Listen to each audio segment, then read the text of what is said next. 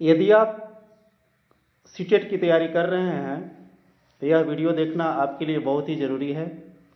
इस वीडियो में हम लोग केंद्रीय माध्यमिक शिक्षा बोर्ड द्वारा आयोजित केंद्रीय शिक्षक पात्रता परीक्षा जो 26 जून 2011 को आयोजित हुई थी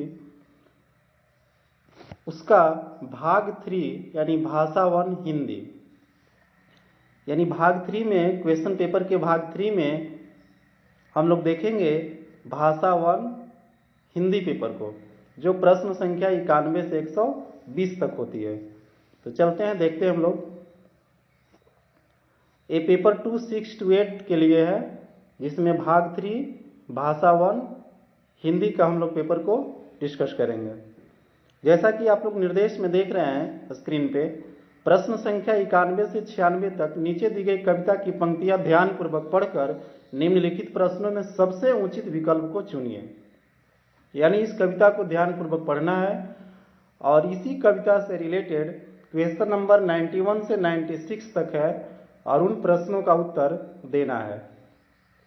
कविता है, जगजीवन में जो चीर महान सौंदर्यपूर्ण और सत्यपरान, मैं उसका प्रेमी बनूं नाथ जिससे मानव हित हो समान, मिले जावे जिसमें अखिल व्यक्ति जिससे जीवन में मिले शक्ति, छूटे भय संशय अंधभक्ति, मैं वह प्रकाश बन सकूं नाथ। ये सुमित्रा नंदन पंत का लिखा हुआ है कविता और इसी कविता से रिलेटेड क्वेश्चन नंबर 91 से 96 तक है और उन सभी क्वेश्चनों का जवाब इसी कविता के पंक्ति के माध्यम से हम लोगों को देना है। तो एग्जाम्स पेपर में तो इसका अर्थ नहीं दिया हुआ रहेगा, खुद समझना होगा इसके अर्थ को और इसके बाद इससे रिलेटेड क्वेश्चन को हम लोगों को बनाना होगा। लेकिन हम इस वीडियो में इस कविता का भावार्थ दे चुके हैं, जो नेक्स्ट स्लाइड पर आप देख रहे होंगे। कविता की व्याख्या है, प्रस्तुत पंक्तियों में कवि सुमित्रा नंदन पंत जी ईश्वर से प्रार्थना करते हैं। वे कहते हैं कि हे प्रभु, केवल उन गुणों से प्रेम करूं जो इस संसार के जीवन में सदा से महान कहलाते आए हैं तथा जो सुंदरता से भरे हुए हैं और जिनके प्राणों तक में केवल सत्य का निवास है। जिन गुणों से मनुष्य मात्र का हित भला होता है, मेरा उन्हीं के प्रति प्रेम बने। भाव यह है कि दुर्गुणों और मनुष्यों का अहित करने वाले सभी चीजों से मैं बचा रहूं। कवि ईश्वर से प्रार्थना करते हैं हुए उससे वह उन सब के प्रति प्रेम का वरदान मांग रहा है जो जीवन में आत्मिक शक्ति देने वाला है। कवि का प्रेम प्रार्थना है कि इसका प्रेम उन गुणों में बढ़े जो जीवन के विविध भय दूर करते हों, जिनसे सभी शंकाएं और संदेह समाप्त होकर ज्ञान प्राप्त होता हो और अंधविश्वास जैसे बुराइयां मिट जाती हों। कवि सारे संसार में समानता का प्रकाश फैलाना चाहता है, इसलिए वह स्वयं ऐसा प्रकाश बन सकने की प्रार्थना करता है जिसमें सब व्यक्ति शामिल हो सकते हैं। भाव यह है कि मानव कल्याण का लाभ सभी छोटे बड़े अमीर गरीब आदि उठा सकें। तो ये हुआ कविता की व्याख्या। अब चलते हैं हम लोग क्वेश्चन की ओर। क्वेश्चन है 91, जैसा कि आप स्क्रीन पर देख रहे हैं, कवि ने चीर महान किसे कहा है। तो यदि आप कविता की पंक्तियों को ध्यानपूर्वक पढ़े होंगे और उसके भावार्थ को अगर आप देखे होंगे तो इससे स्पष्ट हो जाती है कि इस क्वेश्चन का आंसर जो है विकल्प डी हो जाएगा, मानव को। यानी कवि ने चीर महान किसे कहा है, मानव को। नेक्स्ट चलते हैं क्वेश्चन नंबर 92। कवि कैसा प्रकाश बनना चाहता है। कवि कैसा प्रकाश बनना चाहता है। यदि आप कविता की पंक्तियों को ध्यानपूर्वक पढ़े होंगे तो आपको स्पष्ट हो रहा होगा कि सी ऑप्शन जो है इस क्वेश्चन का सही आंसर हो जाएगा, जिसमें मनुष्य सभी भेदभाव भुलाकर एक हो जाते हैं। कवि ऐसा प्रकाश बनना चाहता है जिसमें मनुष्य सभी भेदभाव भूलकर एक हो जाए। नेक्स्ट क्वेश्चन नंबर 93, कवि ने अखिल व्यक्ति का प्रयोग क्यों किया है। यदि आप कविता की पंक्तियों को ध्यानपूर्वक पढ़े होंगे तो आपको स्पष्ट हो रहा होगा कि इस क्वेश्चन का सही आंसर डी ऑप्शन हो जाएगा। कवि समस्त विश्व के व्यक्तियों की बात करना चाहता है। इसकी व्याख्या को देख लेते हैं। अखिल का अर्थ है संपूर्ण यानी समस्त। कवि ने अखिल व्यक्ति का प्रयोग इसलिए किया है क्योंकि वह समस्त विश्व के व्यक्तियों की बात करना चाहता है। चलते हैं नेक्स्ट पेज की ओर।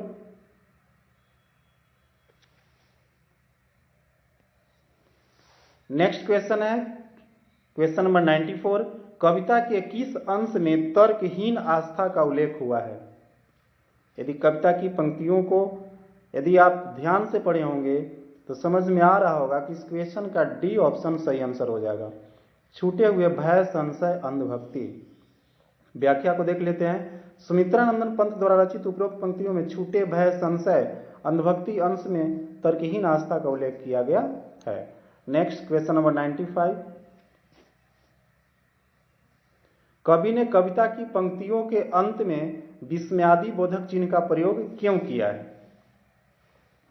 यदि आप कविता की पंक्तियों को ध्यानपूर्वक पढ़े होंगे तो इससे स्पष्ट हो रहा होगा कि विकल्प ए जो है इस क्वेश्चन का सही आंसर हो रहा है। कवि अपनी इच्छा प्रकट कर रहा है। व्याख्या को देख लेते हैं। कवि ने कविता की पंक्तियों का अंत में विस्मयादि बोधक चिन्ह का प्रयोग इसलिए किया है क्योंकि यह कवि की निजी इच्छा है और उसके निजी विचार है। यानी सभी बातों को कविता की पंक्तियों में वो अपना निजी विचार कह रहा है कि मैं सभी लोगों से प्रेम कर सकूं। Next question number 96। कविता का मूल भाव क्या है? यदि आप कविता की पंक्तियों को ध्यानपूर्वक पढ़े होंगे तो इससे स्पष्ट हो रहा होगा कि इस क्वेश्चन का सही आंसर डी ऑप्शन हो जा रहा है, कल्याण। व्याख्या को देख लेते हैं। प्रस्तुत पंक्तियों में कवि ने मनुष्य जाति के हित व उसके कल्याण की प्रार्थना की है, इसलिए कविता का मूल भाव कल्याण है। चलते हैं नेक्स्ट पेज पे। यदि आप इस चैनल पर पहली बार होंगे, पहली बार मेरे चैनल पर वीडियो देख रहे होंगे तो आपसे निवेदन है कि चैनल को सब्सक्राइब कर लें और बेल आइकन को प्रेस कर लें ताकि इसी तरह का वीडियो अगर कभी अपलोड करें तो आपको तक सबसे पहले पहुंच सके। यदि वीडियो अच्छी लगेगी तो लास्ट में वीडियो को लाइक कर देंगे। चलते हैं नेक्स्ट पेज पे।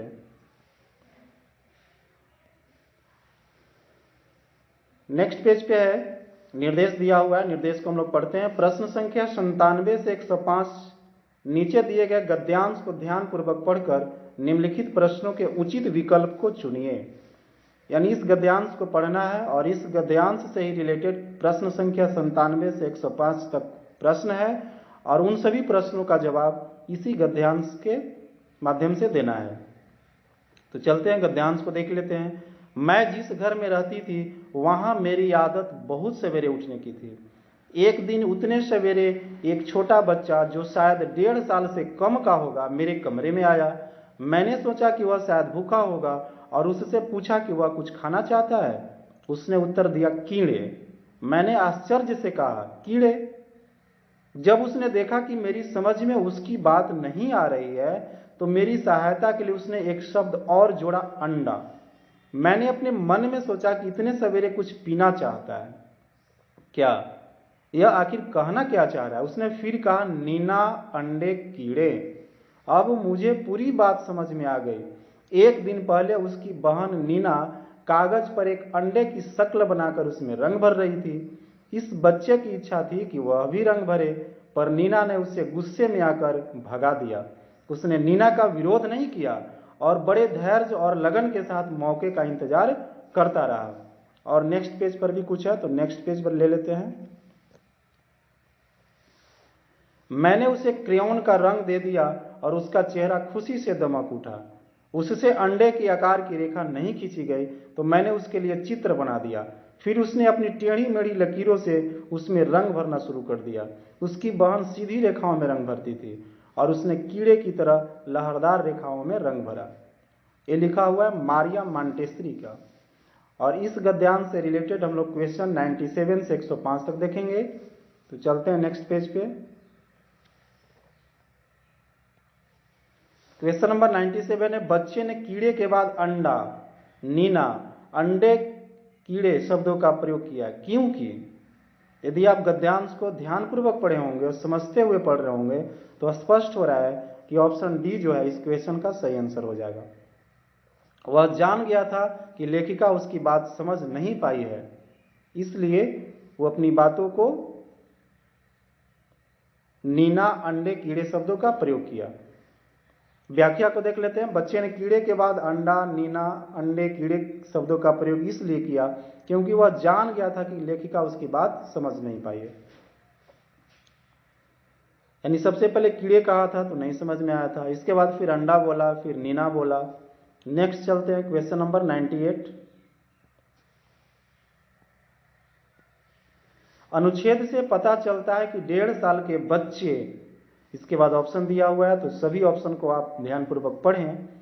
यदि आप गद्यांश को समझते हुए पढ़े होंगे तो स्पष्ट पता चल रहा है कि बी ऑप्शन जो है इस क्वेश्चन का सही आंसर हो रहा है। संप्रेषण के लिए कथ्य के मुख्य शब्दों का प्रयोग करते हैं। उपरोक्त अनुच्छेद से यह पता चलता है कि 1.5 साल के बच्चे संप्रेषण के लिए कथ्य के मुख्य शब्दों का प्रयोग करते हैं। चलते हैं नेक्स्ट पेज पे। टेढ़ी मेढ़ी लकीरें को कीड़े कहना इस ओर संकेत करता है कि बच्चा जो है, तो आप चारों ऑप्शन को देखेंगे तो पता चलेगा कि डी ऑप्शन जो है इस क्वेश्चन का सही आंसर हो रहा है। दो अलग चीजों में आकृति के आधार पर समानता खोज लेता है। व्याख्या को देख लेते हैं। टेढ़ी मेढ़ी लकीरें को कीड़े कहना इस ओर संकेत करता है कि बच्चा दो अलग चीजों में आकृति के आधार पर समानता खोज लेता है। नेक्स्ट, 1.5 साल का बच्चा अंडा नहीं बना पाया, यह बात किस ओर संकेत करती है? यदि आप गद्यांश को ध्यानपूर्वक समझे होंगे, पढ़े होंगे, तो स्पष्ट हो रहा है कि इस क्वेश्चन का सही आंसर सी ऑप्शन हो जाएगा। उसका अभी अपने हस्त संचालन की गति और दिशा पर नियंत्रण नहीं हो पाया है। व्याख्या को देख लेते हैं। 1.5 साल का बच्चा अंडा नहीं बना पाया, यह इस बात की ओर संकेत करता है कि बच्चे का अभी अपने हस्त संचालन की गति और दिशा पर नियंत्रण नहीं हो पाया है। चलते हैं नेक्स्ट पेज पे। रेखाओं को बच्चे ने कीड़े कहा, बच्चा वृत्त को क्या कह सकता है? तो स्पष्ट है कि इस क्वेश्चन का ए ऑप्शन सही आंसर हो जाएगा, चूड़ी। बच्चा वृत्त को चूड़ी कह सकता है। नेक्स्ट, उतने सवेरे पद में उतने शब्द किस ओर संकेत करता है? यदि आप गद्यांश को ध्यानपूर्वक पढ़े होंगे तो स्पष्ट हो रहा है कि बी ऑप्शन जो है इस क्वेश्चन का सही आंसर होगा। सवेरे का वह समय जितने बजे लेखिका को उठने की आदत है। उतने सवेरे पद में उतने शब्द उस समय की ओर संकेत करता है जितने बजे लेखिका को उठने की आदत है। नेक्स्ट, अनुच्छेद में से मिश्रित वाक्य का उदाहरण है, तो स्पष्ट है कि डी ऑप्शन जो इस क्वेश्चन का सही आंसर हो जाएगा। उसने नीना का विरोध नहीं किया और बड़े धैर्य और लगन के साथ मौके का इंतजार करता रहा। व्याख्या देख लीजिए। मिश्रित वाक्य और, एवं, किंतु इत्यादि संयोजक शब्दों से जुड़े होते हैं। दिए गए अनुच्छेद में विकल्प डी जो है, उसने नीना का विरोध नहीं किया और बड़े धैर्य और लगन के साथ मौके का इंतजार करता रहा, मिश्रित वाक्य का उदाहरण है। नेक्स्ट, उसका चेहरा खुशी से दमक उठा, वाक्य में रेखांकित अंश के स्थान पर कौन सा मुहावरा आएगा? इसमें हम रेखांकित नहीं कर पाए हैं, इसमें दमक उठा और रेखांकित है। इस क्वेश्चन का सही आंसर हो जाएगा डी ऑप्शन, खिल उठा। उसका चेहरा खुशी से दमक उठा यानी खिल उठा। उसका चेहरा खुशी से दमक उठा, वाक्य में रेखांकित अंश के स्थान पर खिल उठा मुहावरा आएगा। Next, question number 105। इतने सवेरे कुछ पीना चाहता है क्या, वाक्य में कुछ शब्द है, इसका आंसर हो जाएगा बी ऑप्शन, अनिश्चयवाचक सर्वनाम। कुछ कह रहा है यानी निश्चित नहीं है। जिस सर्वनाम से किसी चीज के निश्चित रूप से होने या उसकी निश्चित मात्रा का परिणाम बोध न हो उसे अनिश्चयवाचक सर्वनाम कहते हैं। इतने सवेरे कुछ पीना चाहता है क्या, इस वाक्य में कुछ से यह पता नहीं चलता है कि कितने या क्या पीने की बात की जा रही है। नेक्स्ट, निम्नलिखित प्रश्नों के उत्तर देने के लिए उचित विकल्प को चुनिए। क्वेश्चन नंबर 106 है, भाषा सीखने में जो त्रुटियां होती है, अब चारों ऑप्शन को देखें तो स्पष्ट हो जाएगा कि डी ऑप्शन इस क्वेश्चन का सही आंसर हो जाएगा। वे सीखने की प्रक्रिया का स्वाभाविक हिस्सा होती है जो समय के साथ दूर होने लगती है। व्याख्या देख लेते हैं। भाषा सीखने में जो त्रुटियां होती है वे सीखने की प्रक्रिया का स्वाभाविक हिस्सा होती है जो समय से दूर होने लगती है। नेक्स्ट पेज पे चलते हैं। क्वेश्चन देख रहे होंगे, पढ़ना कौशल में सबसे ज्यादा महत्वपूर्ण है। चारों ऑप्शन देखने के बाद स्पष्ट हो रहा है कि इस क्वेश्चन का विकल्प डी जो है सही आंसर हो जाएगा। संदर्भ अनुसार अर्थ ग्रहण करना। भाषा के 4 कौशल होते हैं, सॉरी कुशल हो गया, कौशल, यहां पे कौशल होगा।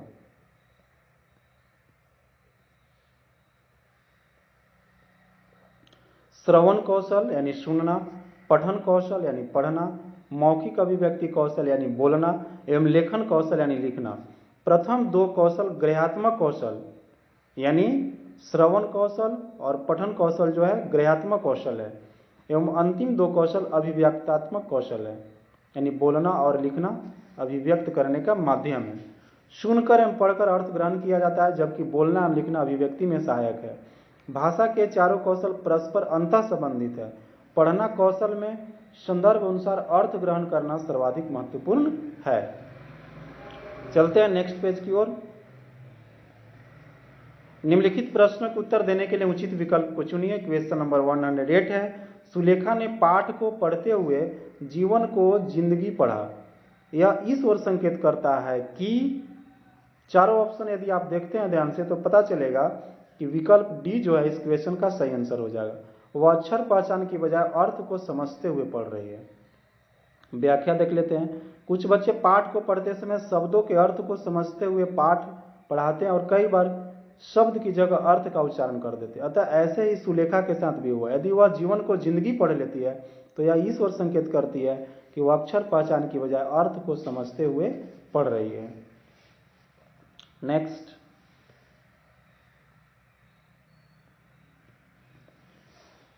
इसमें भी निर्देश में दिया हुआ है कि निम्नलिखित प्रश्न को उत्तर देने के लिए उचित विकल्प को चुनिए। क्वेश्चन नंबर 109 है, बच्चे भाषा सीखने की क्षमता के साथ पैदा होते हैं, मुख्यतः यह किसका विचार है? तो ये विचार जो है नाओम चॉम्स्की का है, यानी विकल्प सी जो है इस क्वेश्चन का सही आंसर हो जाएगा। भाषा सीखने की क्षमता के साथ पैदा होते यह विचार नाओम चॉम्स्की का है। नेक्स्ट, क्वेश्चन नंबर 110 है, मैंने चाट खाई और मैंने हंसी और फिर मैंने हंसी। शर्मिला का यह भाषा प्रयोग मुख्यतः किस ओर संकेत करता है? इस क्वेश्चन का सही आंसर हो जाएगा ए ऑप्शन, व्याकरणिक नियमों की जानकारी का न होना। शर्मिला का यह भाषा प्रयोग कि मैंने चाट खाई और फिर मैंने हंसी मुख्यतः इस ओर संकेत करते हैं कि उसके व्याकरणिक नियमों की जानकारी नहीं है। नेक्स्ट, 111, लिखित कार्य की जांच में बच्चों की सहायता लेने से। इस क्वेश्चन का सही आंसर हो जाएगा सी ऑप्शन, बच्चों को दूसरे के हस्तलिखित सामग्री को पढ़ने का अवसर और अवलोकन क्षमता के विकास का अवसर मिलता है। एक शिक्षक छात्रों के लिखित कार्य की जांच में यदि बच्चों की सहायता लेती है तो इससे बच्चों को दूसरे की हस्तलिखित सामग्री को पढ़ने का अवसर और अवलोकन क्षमता में विकास का अवसर मिलेगा। नेक्स्ट, लोकगीतों को भाषा की कक्षाओं में स्थान दिया जाना चाहिए क्योंकि। इस क्वेश्चन का सही आंसर हो जाएगा डी ऑप्शन, डी विकल्प। इससे बच्चे संस्कृतिगत विशेषताओं से परिचित होते हैं। लोकगीत हमारे देश की भाषा एवं संस्कृति का परिचायक है। लोकगीतों को भाषा की कक्षाओं में स्थान देने से बच्चे संस्कृतिगत विशेषताओं से परिचित होंगे। नेक्स्ट, क्वेश्चन नंबर 113, पाठ पढ़कर बच्चों से प्रश्न बनवाने से शिक्षक को यह जानने का अवसर मिलता है कि बच्चों ने पाठ को कितनी गहराई से समझा है। इस क्वेश्चन का सही आंसर बी ऑप्शन हो जाएगा। एक अध्यापक द्वारा छात्रों को पाठ पढ़ने के बाद उनसे प्रश्न बनवाने की क्रिया से शिक्षक को जानने का अवसर मिलता है कि बच्चों ने पाठ को कितनी गहराई से समझा है। नेक्स्ट, किसी भाषा कक्षा में कहानी कथन की आवश्यकता के संदर्भ में कौन सा तर्क उचित नहीं है? क्वेश्चन निगेटिव में पूछ रहा है तो इसमें 3 ऑप्शन ऐसा होगा जो पॉजिटिव होगा। तो डी ऑप्शन जो है इस क्वेश्चन का सही आंसर हो जाएगा। सभी बच्चों की क्षमता अनुसार कल्पना शक्ति का विकास होता है। क्वेश्चन है किसी भाषा कक्षा में कहानी कथन की आवश्यकता के संदर्भ में कौन सा तर्क उचित नहीं है। तो बाकी 3 ऑप्शन उचित है। सभी बच्चों को भाषा सुनने का अवसर मिलता है, सभी बच्चों की क्षमता को ध्यान में रखते हुए या उचित नहीं है, बच्चों को शब्द भंडार के विकास का अवसर प्राप्त होते हैं। तो ये सब कहानी कथन में मिलते हैं, लेकिन डी ऑप्शन जो है सभी बच्चों की क्षमता अनुसार कल्पना शक्ति का विकास होता है, यही इस क्वेश्चन का सही आंसर हो जाएगा। किसी भी भाषा कक्षा में कहानी कथन की आवश्यकता के संदर्भ में सभी बच्चों की क्षमता अनुसार कल्पना शक्ति का विकास होता है, यह तर्क उचित नहीं है। Next question number 115। एलेस वाइगोत्स्की के अनुसार भाषा एक अर्जित योग्यता है, यानी डी विकल्प जो है इस क्वेश्चन का सही आंसर हो जाएगा। वाइगोत्स्की के अनुसार भाषा एक अर्जित योग्यता है क्योंकि बच्चे की भाषा समाज के साथ संपर्क का ही परिणाम है। साथ ही बच्चा अपनी भाषा के विकास के दौरान 2 तरह की बोली बोलता है, आत्म केंद्रित और सामाजिक। Next question number 116। भाषा शिक्षण के संदर्भ में कौन सा कथन सही नहीं है। तो इस क्वेश्चन का सही आंसर हो जाएगा सी ऑप्शन। सीखने में अन्य विषयों का अध्ययन अध्यापन सहायक होता है। क्वेश्चन निगेटिव में है, इसलिए आंसर हो जाएगा। भाषा शिक्षण के संदर्भ में दिए गए कथनों में यह कथन सही नहीं है कि इसमें केवल भाषाई शुद्धता पर ही बल रहता है, बल्कि भाषा शिक्षण भाषा सीखने के साथ साथ अन्य विषयों के अध्ययन करने में सहायक तो है ही, साथ ही समृद्ध भाषा परिवेश अर्जित करने में भी सहायक होता है। नेक्स्ट चलते हैं। एक बहुसांस्कृतिक पृष्ठभूमि वाली कक्षा में भाषा सीखने के बारे में कौन सा विचार उचित है। इस क्वेश्चन का सही आंसर हो जाएगा सी ऑप्शन। भाषा परिवेश का निर्माण किया जाता है कि भाषा अर्जन की सहज स्थिति बन सके। एक बहुसांस्कृतिक पृष्ठभूमि वाली कक्षा में भाषा सीखने के बारे में यह विचार उचित है कि भाषा परिवेश का निर्माण किया जाता है कि भाषा अर्जन की सहज स्थिति बन सके। यानी अगर बच्चे सभी हिंदी मीडियम में बोलेंगे तो ऐसा परिवेश ही बन जाएगा कि सभी बच्चे धीरे धीरे सीखने लगेंगे। यदि सभी बच्चे इंग्लिश मीडियम में बोलेंगे, बात करेंगे, तो इससे सभी बच्चे धीरे धीरे क्या होंगे, इंग्लिश मीडियम को ही अपनाने लगेंगे। चलते हैं क्वेश्चन नंबर 118 की ओर। स्वलीन विकार यानी आर्टिस्टिक डिसऑर्डर में बच्चा जो है सामाजिक अंतःक्रिया और संप्रेषण में कठिनाई का अनुभव करता है, यानी इस क्वेश्चन का सही आंसर विकल्प बी हो जाएगा। स्वलीन विकास आर्टिस्टिक डिसऑर्डर एक ऐसा विकार है जिसमें बच्चा सामाजिक अंतःक्रिया और संप्रेषण में कठिनाई का अनुभव करता है। नेक्स्ट, भाषा शिक्षण का संप्रेषण परक उपागम जो है संदर्भ में भाषा प्रयोग की कुशलता पर बल देता है। भाषा शिक्षण का संप्रेषण परक उपागम बोलना कौशल पर बल देता है। नेक्स्ट चलते हैं।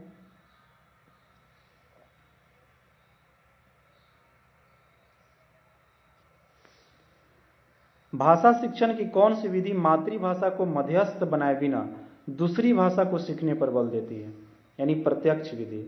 यह भाषा शिक्षण की प्रत्यक्ष विधि है जो मातृभाषा को मध्यस्थ बनाए बिना दूसरी भाषा को सीखने पर बल देती है, यानी इस क्वेश्चन का सही आंसर डी विकल्प हो जाएगा, प्रत्यक्ष विधि। वीडियो देखने के लिए आप सभी को बहुत बहुत धन्यवाद। यदि वीडियो अच्छी लगी हो तो वीडियो को लाइक कर देंगे, अपने दोस्तों के साथ शेयर कर देंगे। यदि आप सीटेट की तैयारी कर रहे हैं तो प्रीवियस ईयर क्वेश्चन को देखना बहुत ही जरूरी है।